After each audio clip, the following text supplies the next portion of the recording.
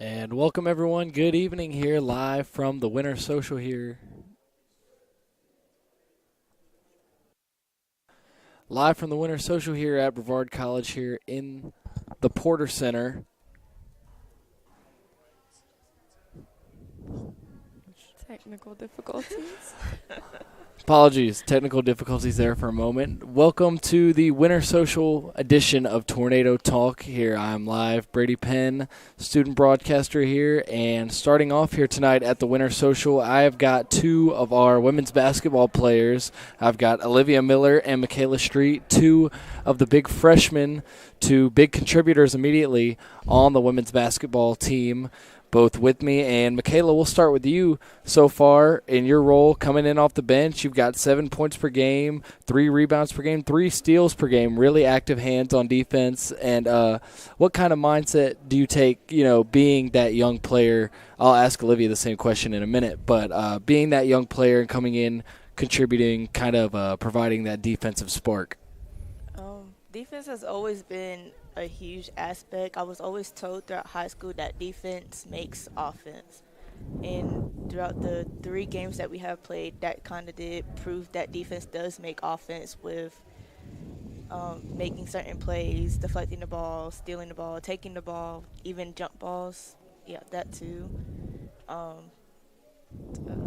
That's really all I have. Gotcha. Sort of a Patrick Beverly-esque, really hustle plays, defense, good defense leads to good offense, and good defense, something that both of you would know about. Olivia just named the Rookie of the Week in the USA South Conference. You're averaging really good offensive numbers, 16 points per game, but you also have 6 rebounds per game, 3.3 steals per game, and almost 2 blocks per game. You're doing it at a really efficient clip, too, at 56%. And sort of the same question that I asked Michaela. How is it, being that young player, being that freshman? Not every freshman is going to come in and contribute. Matter of fact, most freshmen will not come in and contribute that highly, at least at that high of a level as you two have. What was your approach, coming into preseason and then coming into these first few games? How have you been able to stay relaxed and locked in against, obviously, some players that are older, bigger, and whatnot? Yeah, I think I'm just trying to contribute. That's the main part. I want to contribute to the team. My mindset has just been consistency. So I just tell myself, I've been doing this my whole life. Step out on the court. It's the same as it's always been. Just college now, which I've been waiting for my whole life. So I'm just trying to make the most of it now. Absolutely. How was it when you got the news earlier today that you were the Rookie of the Week for the conference? I was so excited. I actually found out I wasn't even online. It just people were telling me around campus, and I was like, I got Rookie of the Week. I immediately had to call my mom, and she was like, what's up, Rookie? And I was just so excited. That's awesome. Michaela, you might be the next one to get it. We got a few really good freshmen on the women's squad. You, Olivia, Alexis, a few others. We might have a few Rookie of the Week winners by the time that this season is all said and done. So this question is for both of y'all. Obviously, coming off a tough weekend, now you guys head over to Swannanoa, taking on Warren Wilson. What's the approach going into that game? Kind of give us a little bit of a scouting report on Warren Wilson. We don't know much about him yet. We're I don't know. We were focusing on ourselves today in practice, getting things right. We got to learn how to handle pressure a little better, which we're working on. I think we just got to get out there and play our game. Understandable. One other question for you guys. Coach Hudson, I've obviously had the pleasure of interacting with Coach Hudson for a few years now, and obviously his leadership really kind of shines head and shoulders above everything that he does. And one thing that I've always noticed is Coach Hudson does a really good job of keeping his groups poised and calm under pressure. How much of a help has Coach Hud been to both of you so far this season, being a freshman, adjusting to the college landscape? What all has he done for you guys? Oh, you can go first. Okay, so I've known Coach Hudson a long time. So my cousin actually coached here, and Coach Hudson was her assistant coach at the time. So I've known him since I was just little. So I have plenty of stories with Coach Hudson. He's basically like a mirror of my high school coach, which I love my high school coach. So Yeah, I'm excited to play for him. I was thinking about it today in practice. I was like, I have videos of myself here on the court when I was just little, like doing dribbling drills and stuff. And I was like, now it's time. Like, I'm here. I'm playing for Coach Hud. I'm just excited. Absolutely. What about you, Michaela? Yeah, I can back up on that. Throughout high school, we was a sisterhood of Bearcats, and basically coming to this college, I came from one sisterhood to another sisterhood, and I found that really weird, but at the same time, it was great to find a new sisterhood to come in and learn about. And I'm glad to have Coach Hud as a coach because he does give me a lot of constructive criticism to make me get better, especially when it comes to shooting. Absolutely. And something else I was wondering for you guys, as freshmen, obviously, it's no mystery that college is a different game than high school, no matter if we're talking about basketball, football, anything. What have you two found are kind of the biggest adjustments, maybe the biggest learning curves between high school and college, whether it be the schedule, whether it be the opponents you're playing? What kind of makes that difference between the two levels to you guys? I think outside of basketball, time management. Definitely working on that. Definitely. Yeah. Time management with classes, and then I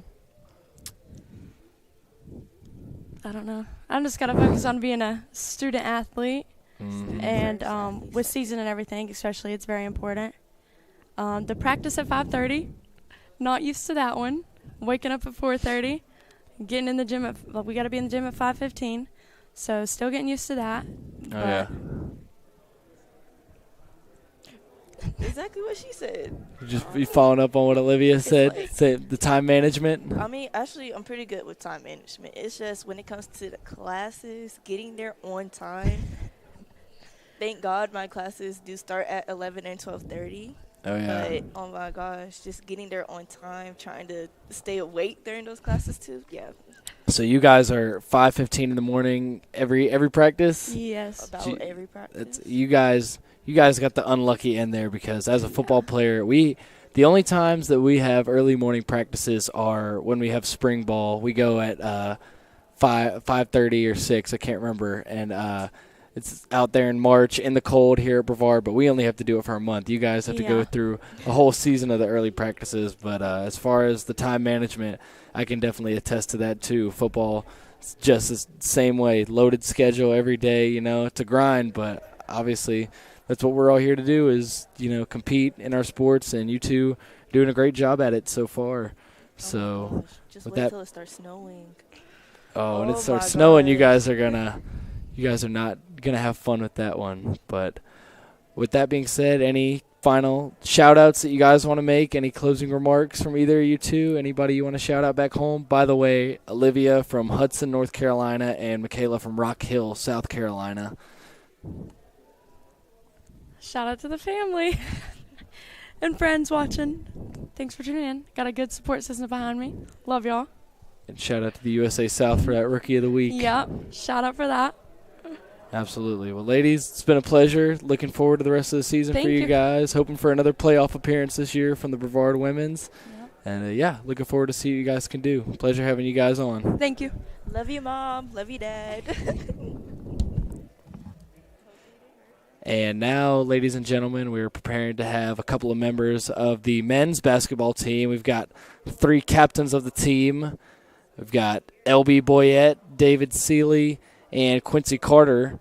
And Quincy and David, if you guys could come over and sit in these 2 chairs, we'll give you all the headsets first and bring in L.B. After y'all, L.B., you can have a seat on the end. Talk to the 2 seniors first.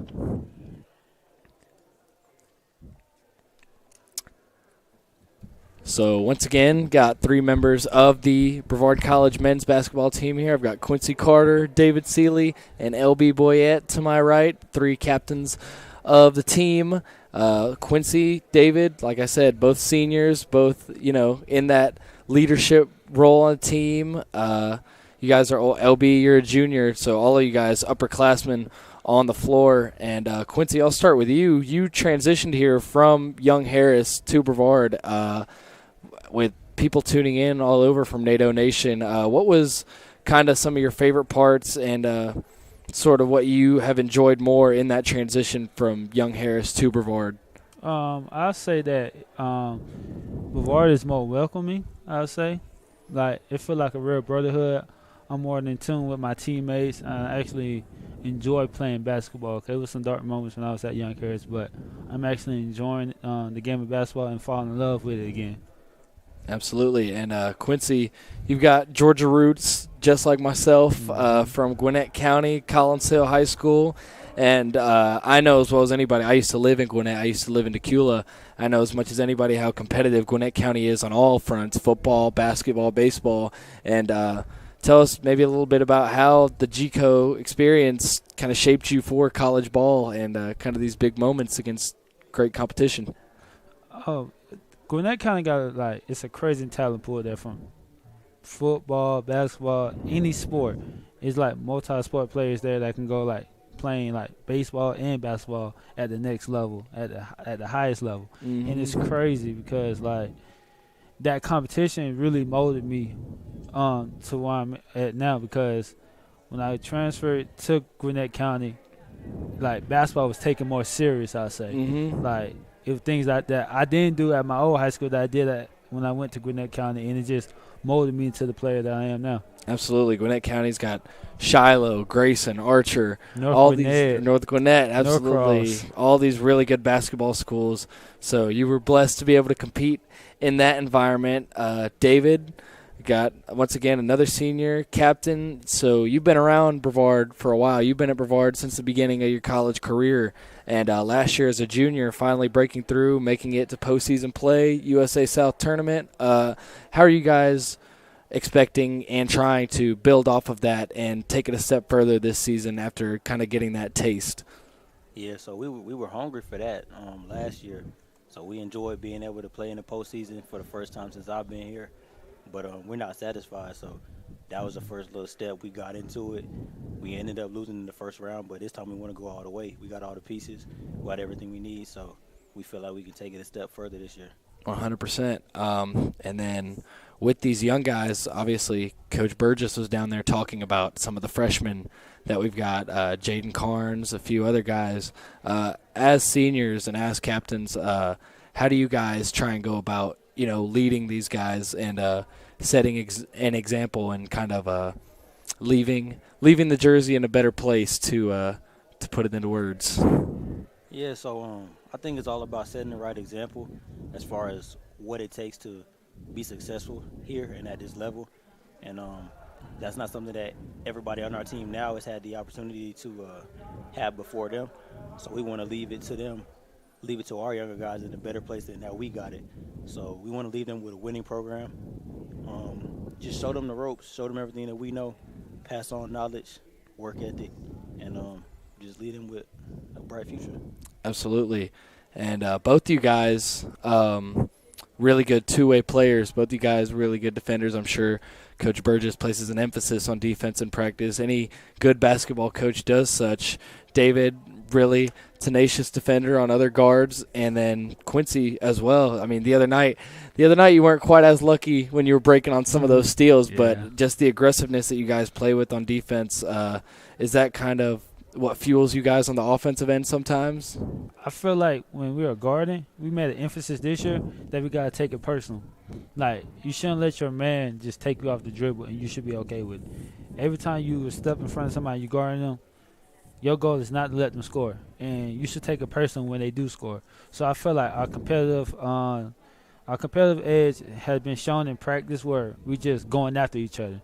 Absolutely. And now we need to do it in the game and just show that competitive edge that we have every day in practice, is to go out there and just guard for a whole 40 minutes instead of just 20 or 25. 100%. Quincy, I talked a little bit about where you're from. Now, David, non-basketball question here.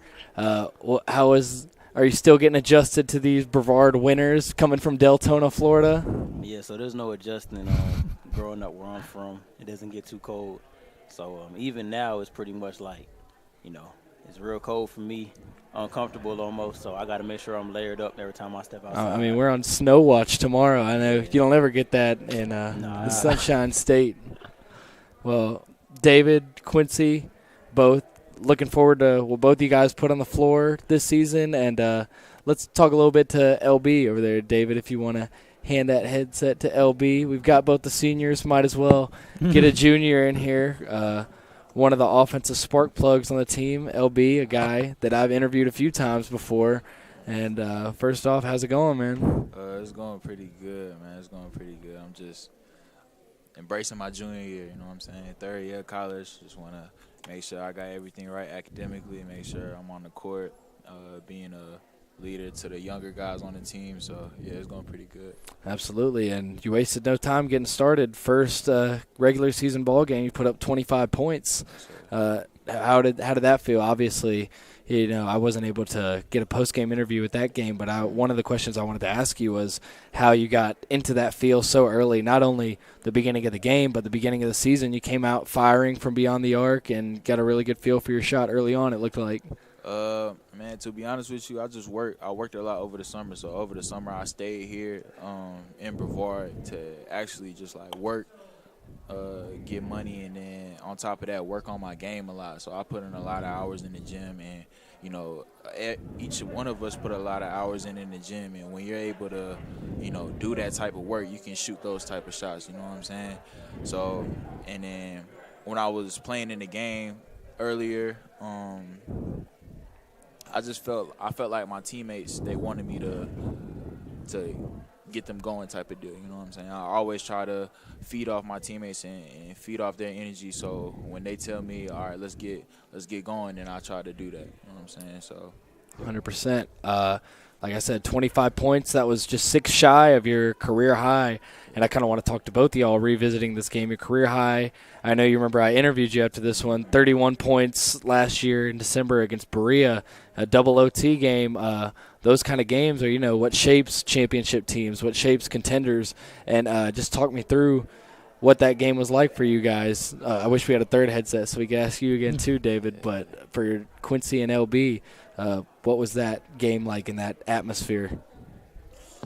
Man, it was crazy actually, because I think we only had one other home game before that. So, and that was one game that was very packed. The fans was into it, the bench was into it, and we caught fire. That's all I say. Like, I remember after the game, he was saying he couldn't miss. Like, if he tried, he couldn't miss, and I actually believe him because everything he put up was going in.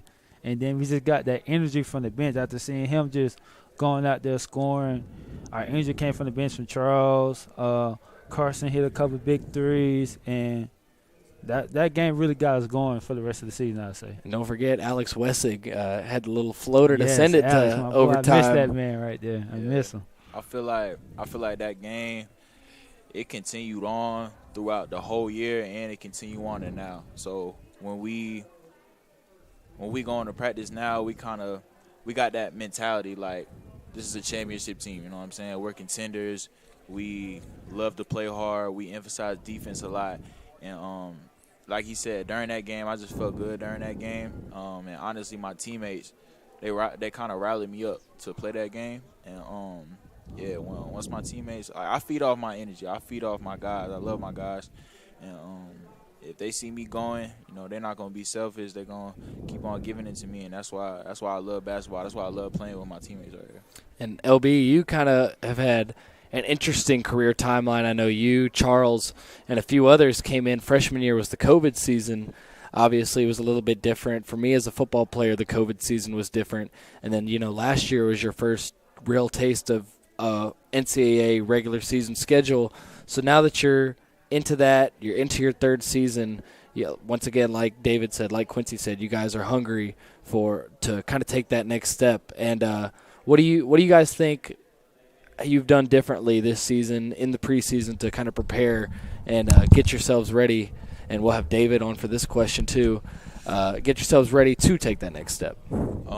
Honestly, I feel like mentality-wise is such a big thing with us that our coaches, Coach Miles and Coach Burgess, put emphasis on mentality. So as long as we have the right mentality and as long as we're putting in the work. If you don't put in the work, then we're not going to get the results that we want. So putting in the work, that's been a big emphasis. Even before October 15th, before we could even step into the gym with our coaches, we were in the gym every single day. So I feel like from the COVID year to now, it's been a lot of growth because personally, we all grew up. You know what I'm saying? It's junior year, I was 18, still a little kid, wasn't that big. But like I said, we grew up and we're taking the right steps in order to be a great team. David, you want to add on to that? So to piggyback off what LB said, I feel like the groundwork is laid for us as far as what we know as a team. We know each other. The core group, we've pretty much been here since LB and them freshman year. So, we struggled together. We had COVID together. We was quarantined together. I know all about that. Yeah, so we really grew up together. So now that we have the chance to go out there and really show what we can do, we feel like we're ready to take the next step and take it by the reins. Absolutely. I'm excited to see it, guys. I said the women take on Warren Wilson tomorrow. Wednesday night, the men's team taking on Warren Wilson here at the Bosch. And for all of NATO Nation in close vicinity, for any students watching, y'all be sure to show up. I believe it's a 7 o'clock tip on Wednesday night against Warren Wilson. But, fellas, once again, excited to see where the season takes you guys. And, yeah, good luck the rest of the way, fellas. Thank you, Brady. Thank you, Brady. Sir. And in just a moment, we will have some Brevard basketball coaches coming on to cap off the show, I believe, starting with our women's coaches. And we will have that for you here in just a moment.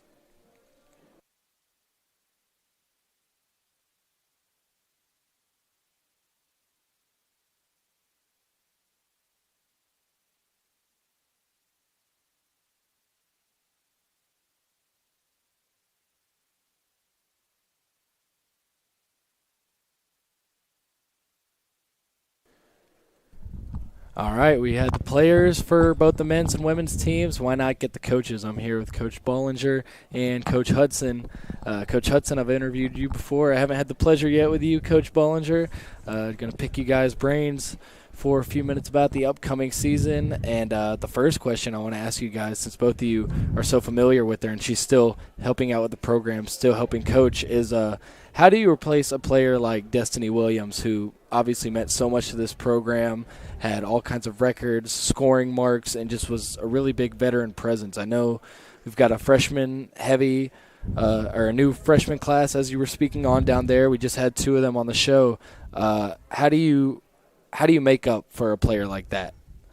Okay, I'll take this first. First off, man, thanks for having us. Good sir, to see you. absolutely. Love working with you. Love the games and everything. The commentary is great. Yes, sir. I appreciate it. But as far as Destiny, it's tough. It's tough to replace that kind of player with one player. So it's kind of a thing that will happen by committee. Destiny did some of everything. She rebounded. She defended. She scored.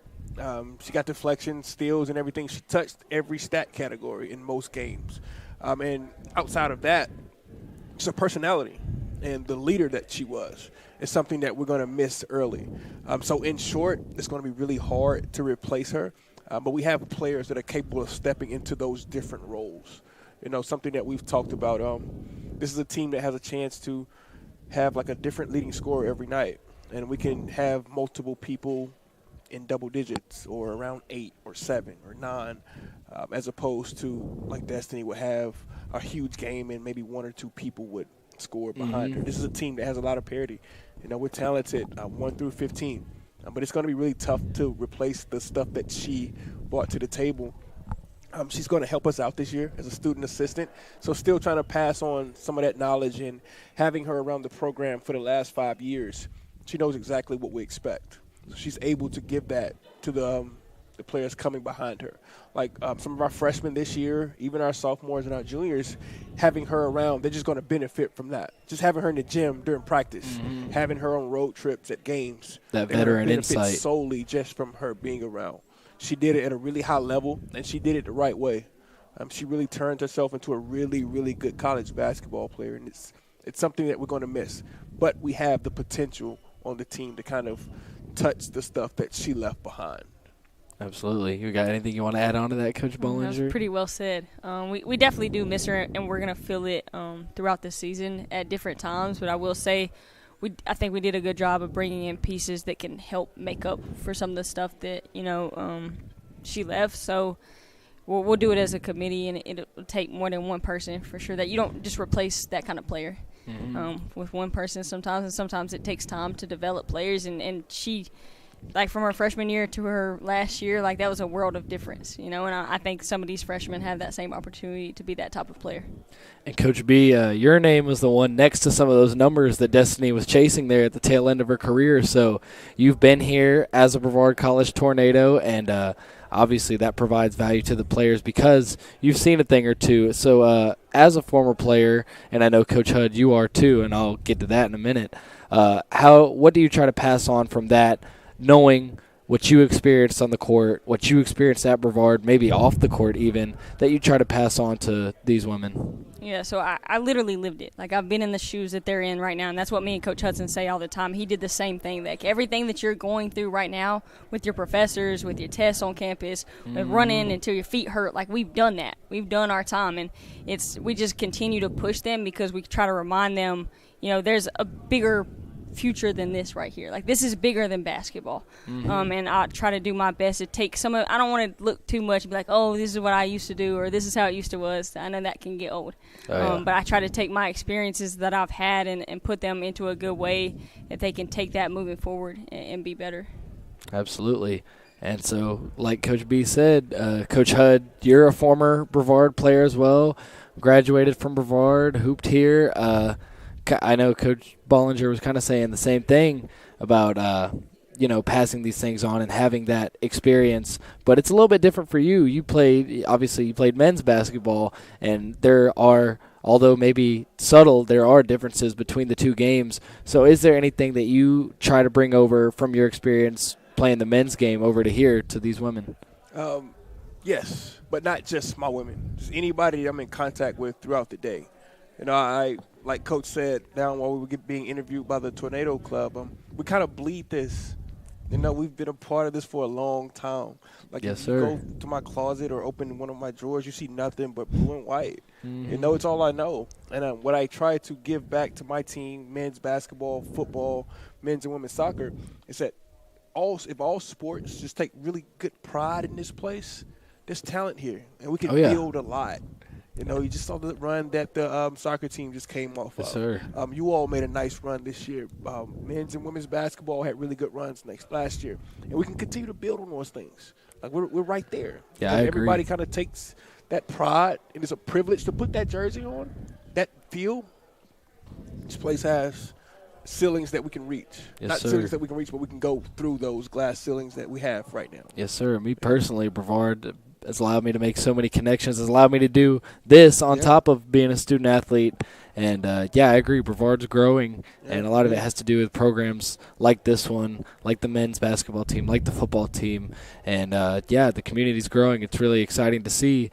And speaking of growth, both you guys last year, first NCAA era playoff appearance, and obviously that's immensely valuable towards whether it's a returning player, whether it's a freshman player who you're, selling the program to, whether it's a recruit you're selling the program to. You guys took that leap, made the NCAA era playoffs, and just kind of talk about what that was like first off, and then how you're trying to integrate that into this season as you guys try and take the next step. Throughout the year, you take strides to kind of be the team that you want to be once you hit conference play. And last year's team, we were able to do that. Like, we hit a really nice stride around mid to late January. Yes, sir. Played well from mid-January into the end of our run. We finished up at Berea last year, 56-48, I want to say, was the final score, and we played okay. Gave ourselves a chance to win that game. Sir, I remember that game. I remember you might not be able to say this, but there was some questionable officiating in that one. I just want to put that out there. And we played probably our best defensive game of the year that year, but it was also one of our worst offensive. And that's just the way the game goes. If we make another shot or two, that's a totally different ball game. Not to say we win it, but it's a total different game down the stretch. Oh, yeah. Different calls are made, different feelings. There's more pressure more game pressures applied to them. But kudos to them. They knocked us off. They did what they needed to do. But that's the goal. That's the goal every year, to try to do what we can do early in the year to prepare us for that late run for a conference push. Once you get to the tournament, you've seen basketball, men's and women's. Once you get there, the best team doesn't always win. I just have to be better than you this night, this game. I mean, like, we saw last year a double-digit seed making the, Elite Eight, something like that. Yeah, that's how it happens. That's why it's called March Madness. One poor shooting night or one night where you don't defend or rebound at a high level, you can be sent home. Exactly. So you want to give yourself that chance going into every season. And right now we're not there at all. Like, we're not. That's the furthest thought right now. Right now we're just trying to stack bricks after brick, day by day, yes, day by day, and see where it lands us. Like, we're working really hard in practice. They're doing what we're asking them to do, and we'll see where it leads us. Coach B, you got anything you want to add on to that? Yeah. So, back in 2016, 2017, I was a sophomore. Coach Hudson's first year as a head coach. We were in the trenches, okay? Like, we didn't have a great year. We were competing, but we weren't winning a lot of games. And now we're going into back-to-back years where we're going into the postseason. And, it's just incredible to see that. Going from not winning a lot of games as a player to seeing it now as a coach is so much more rewarding. I would have definitely liked to do it as a player. But it's so cool to feel like, we're really going after something now. We're in the mix. We're really competing at a high level. And we have every opportunity to go in this postseason and really make a run. Maybe even get to the championship. That's always the goal.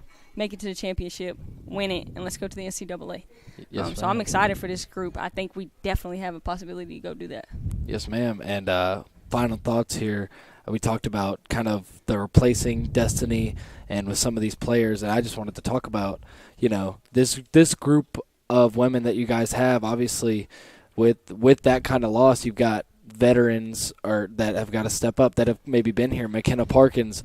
McKenna had a really good first game. I haven't been able to keep up with the stats from this weekend, but I know she had a really good game. I know, obviously, Olivia, the freshman, has come in and made an immediate impact. Michaela, immediate impact. And, it's kind of a changing of the guard. And as you guys obviously see it way more up close than me, how encouraging is that maybe players that weren't always asked to be in that spot are stepping up to the challenge? It's exactly what you said, Brady. It's the changing of the guard. And all summer, that's something that we talked about as a staff. Just they're going to be players put in opportunities and positions that they have not been put in yet. Like, they're talented enough to do it, yes. But until you get into those moments and get those live reps at it, you don't know how you're going to react, And we have the utmost confidence in the players that we're putting out there right now to take those reins of what we just left. If we lost 4 starters last year, that's a lot. That's a lot. But even with that, we still have enough talent that we believe that can step right in and pick up where we left off. There's going to be some ups and downs with any season, especially when you're kind of integrating new people into different positions. But it's a group that has the potential to do exactly what last year's team did, or maybe more. Yes, sir. Yeah, this new group that we have, this 5 freshmen and a whole new team, a whole new year, we're pretty talented. We have a lot of work to do. This weekend taught us a lot. McKenna had a really good game, career high 17 rebounds for her. Shout out to McKenna. She's steady. She's someone we can always count on, and I think this year is going to be a breakout year for her. I think she has a really, really good year. We depend on her a lot, not just scoring, but in a lot of different categories. And Olivia has been really good so far, Rookie of the Week. Huge congrats to her. Super excited for her career. Well, not just them. We have so many pieces that are going to make us a really, really good team. And that's what's so exciting about it is we have so many different rotations. We have so many different people we can throw out there defensively, offensively. We can scheme in so many different ways. We have length. We're versatile. So I'm just looking forward to making the hard decisions with our team this year. It's going to be fun, and we're going to learn a lot as a staff and as a team. That doesn't happen without trust from the coaching staff, without development from the coaching staff. So kudos to you two.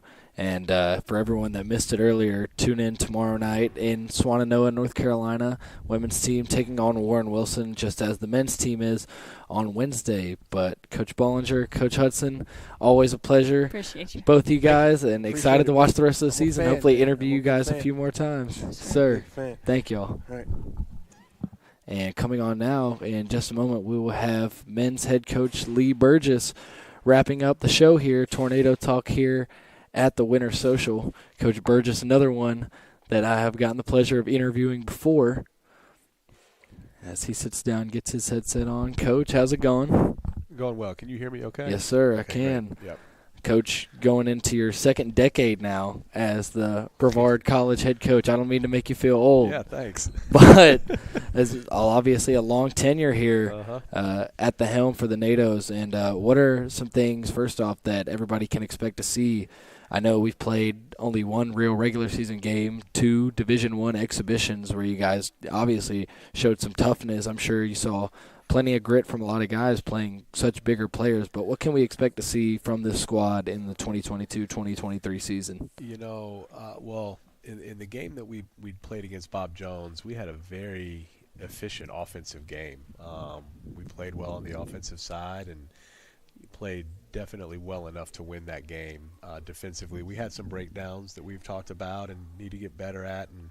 And one thing about this group so far in practice is if there's something we've addressed, like, hey, we need to get better at this. They've worked hard to get better at that. And that's very encouraging as a coach, and something that I think will continue. And as we're able to identify areas we need to improve, and they keep bringing that mindset to make those things better, then I think we've definitely got a chance to be better than people think we were picked to be. We were picked to 7th in our league out of 8, and a lot of people in the league, even though it's still the USA South, it's playing against different people than we've played in previously. They don't really know us, and so I don't told our guys when those rankings came out, I don't really put a lot of stock in them. Don't really care where we're picked.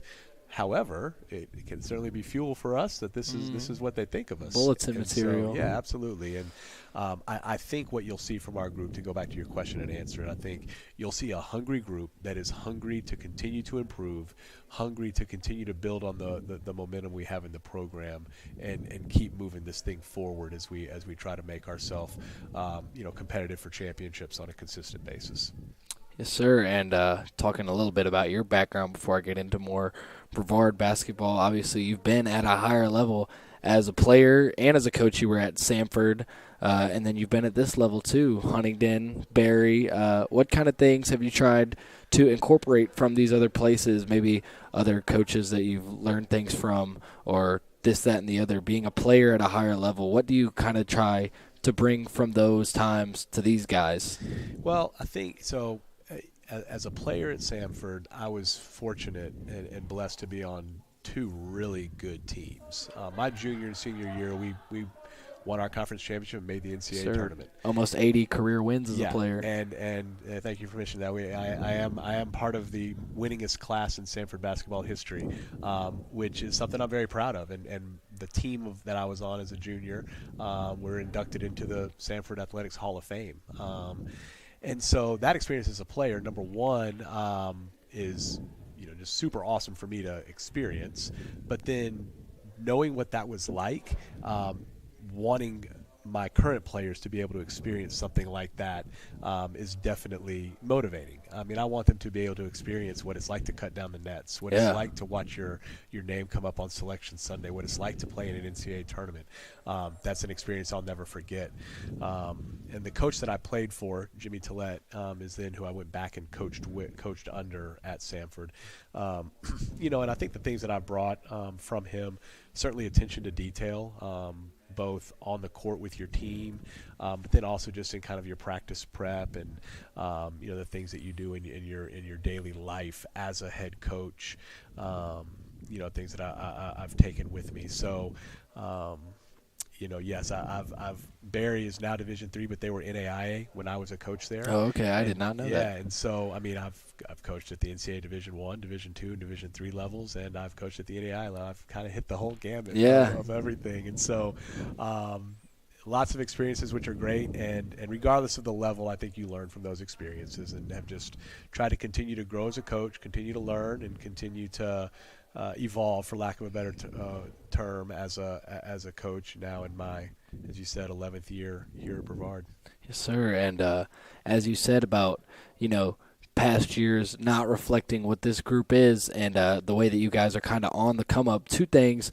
Last year as a coach, you had USA South all-conference selection and LB Boyette, who we had on here earlier.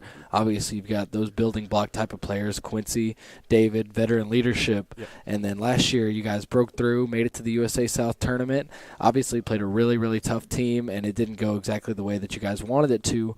But with that being said, you guys got that postseason experience, kind of got that metaphorical monkey off your backs. Right. And so how do you use that, carrying that into this season as you guys try and take the next step? Yeah, I mean, playing in postseason was something that this program needed. We needed to be able to do that. We hadn't done that in so long for a variety of reasons. The transition from Division II to Division III, where we were ineligible, COVID, and then COVID hitting shortly after our transition. So, you look back and it's like, man, we haven't played in a conference tournament in so long.